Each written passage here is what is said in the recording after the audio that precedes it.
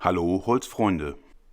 Heute möchte ich euch zeigen, wie das mit den Rastex Exzenterverbindern funktioniert. Diese kennen wir von den verschiedensten Zusammenbaumöbeln, die es zu kaufen gibt. Wie ihr mit diesen Verbindern zu Hause ganz einfach Korpusse bauen könnt, was ihr dazu braucht und was ihr beachten müsst, zeige ich euch in diesem Video.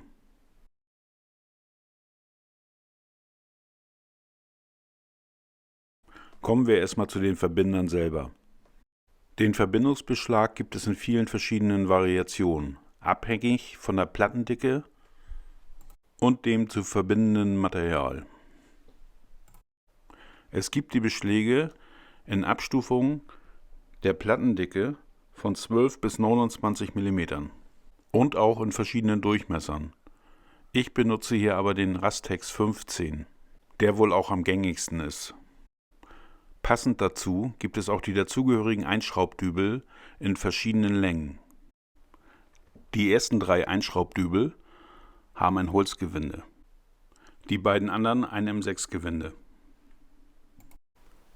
Diese kann man für Reparaturen nutzen oder für schwierige Plattenmaterialien, dazu aber später.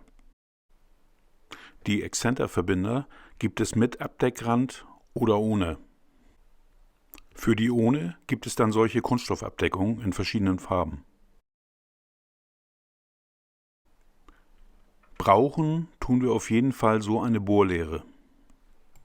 Die gibt es von verschiedenen Herstellern in verschiedenen Versionen.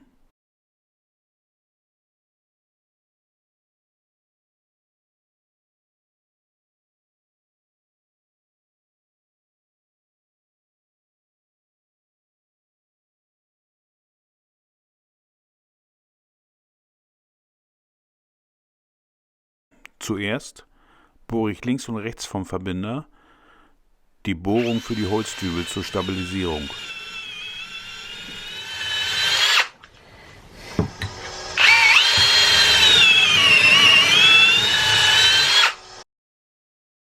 In der Mitte wird dann die Durchgangsbohrung für den Einschraubdübel gebohrt.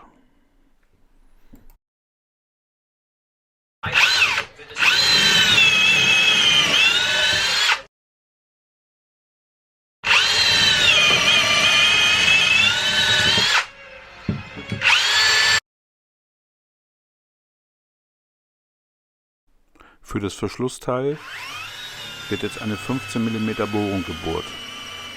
Das mache ich mit einem Forstner-Bohrer mit Längenanschlag.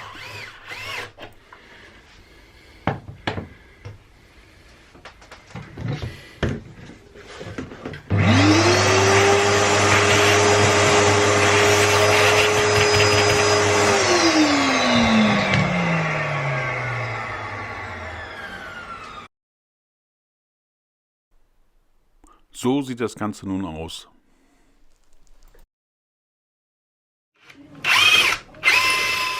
Am Gegenstück werden jetzt ebenfalls die beiden Bohrungen für die Holzdübel gebohrt und in der Mitte das Loch für den Einschraubdübel.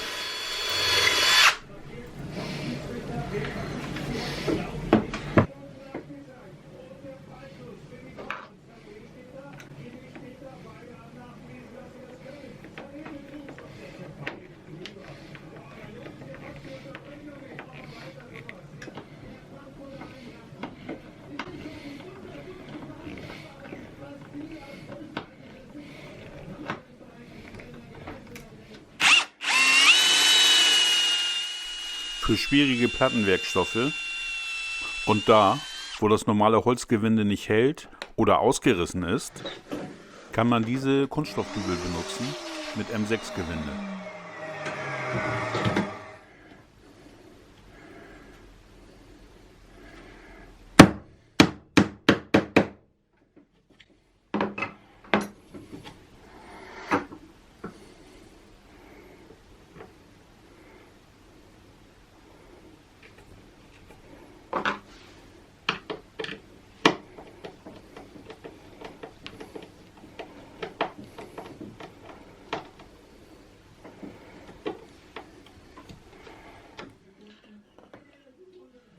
So, jetzt geht's ans Zusammenbauen.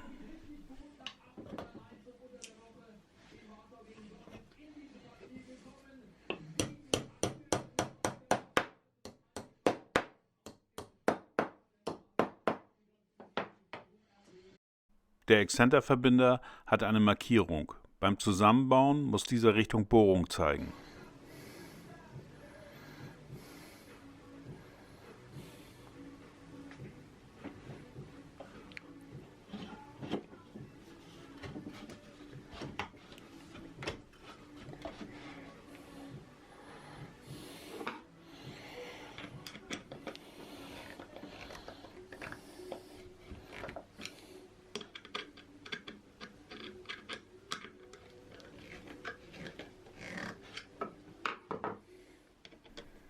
Durch das Zudrehen des Verbinders wird die Seitenwand herangezogen.